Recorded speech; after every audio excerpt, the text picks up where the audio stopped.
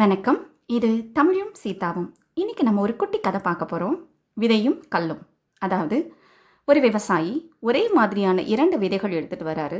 அதை நல்ல மண் நிறைந்த ஒரு இடத்துலையும் கற்கள் நிறைந்த இடத்துலையும் 2யும் நட்டு வைக்கிறாரு. சில நாட்களுக்கு பிறகு இந்த மண்ணில் இருக்க விதையானது அழகாக வளர்ந்து செடியாக வளர்ந்து நிற்குது. இந்த கற்கள் நிறைந்த இடத்துல இருக்க செடியானது வளரவே இல்லை.